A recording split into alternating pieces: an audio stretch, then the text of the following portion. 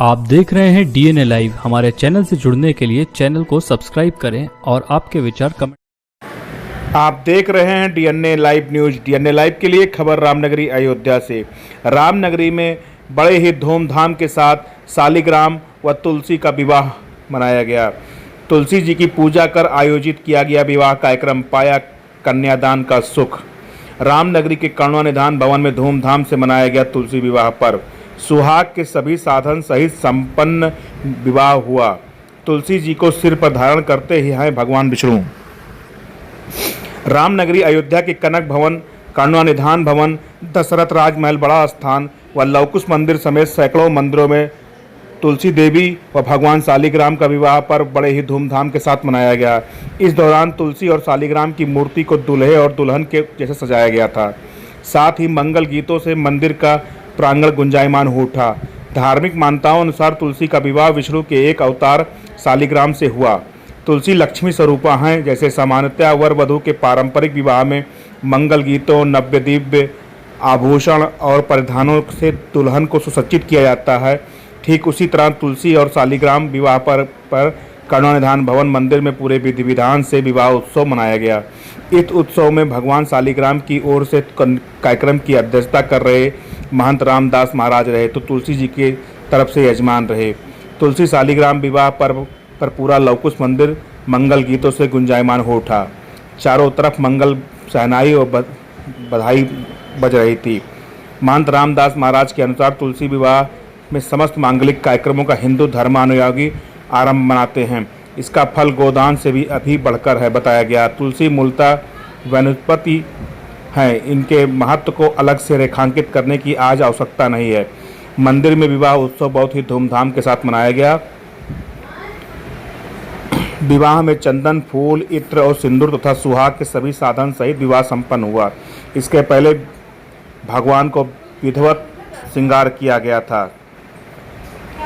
कार्यक्रम की अध्यक्षता महंत रामदास महाराज के पावन सानिध्य व मंदिर के अधिकारी संत रामनारायण दास की देखरेख में हुआ। कहा जाता है कि इस भगवान विष्णु अत्यंत प्रसन्न होते हैं। जो कन्या सुख से वंचित हैं उन्हें तो पूरे मनोयोग से तुलसी जी का विवाह आयोजन करना चाहिए। साप मुक्त करने के लिए बाद विंदा अग्नि में समाहित हो गई थी। उसी राग पर विंदा तुलसी के रूप में प्रकट हुई। तब भगवान विष्णु ने कहा, मैं तुम्हें हमेशा अपने सिर पर धारण करूंगा और देवी लक्ष्मी की भांति तुम्हारा भी मान सम्मान रहेगा। मुझे प्रदान भोजन आदि में प्रथम तुम लगाओगी। तुलसी जीवन में हरियाली और विभिन्न रोगों की क्षय का स्रोत है। तुलसी विवाह आज अयोध्या में बड़े ही हर्षोल्लास के साथ मनाया गया।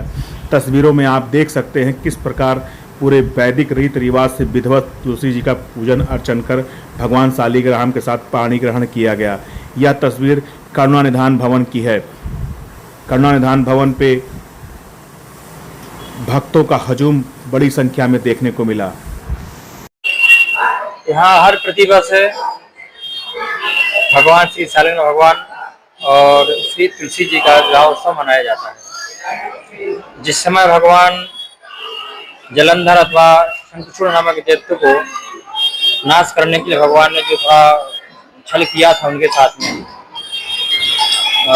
वृंदा के साथ में उन्होंने तुलसी जी के साथ में, और तभी से वृंदा ने उनको श्राप दिया था। मतलब में पूरी कथा इस प्रकार से है कि जब शंखचूड़ नहीं मारा जा रहा था तो क्योंकि इसके पाती इसकी जो पत्नी थी बड़ी पतिव्रता थी, 2 मिनट तो किसी प्रकार से वध नहीं हो रहा था। तब भगवान ने जाकर के जलंधर का रूप बना करके और जाकर के उसकी पत्नी के पास गए हैं, उसका पातिव्रता में खंडित किए।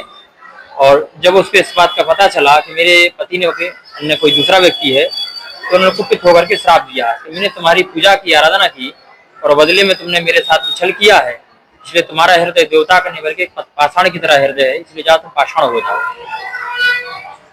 और जब भगवान पाषाण हो जाते हैं तो देवर्षि नारद जी के द्वारा माता लक्ष्मी की इस बात का पता चलता है कि हमारे पति जो है वह पाषाण के हो गए हैं। तो उन्होंने कुपित होकर के आकर के वृंदा को श्राप दिया, तुम भी जाके लकड़ी हो जा। और इस गलानी से उनका शरीर जो है गल गया रहा और केस जो उनके है ना वाली गलते नहीं है, इसलिए इससे तुलसी का उद्गम हुआ है। और शरीर से गलन होने से एक नदी के रूप परिवर्तित हुआ जिसका नाम है गंडिका नदी। और उसी में से भगवान सालक भगवान का उद्गम माना जाता है और वहां से मिलती भी है। तब इसे ये जाकर के भगवान श्री करुणानंद भवन में जो है यह उत्सव हमेशा मनाया जाता है प्रत्येक वर्ष है।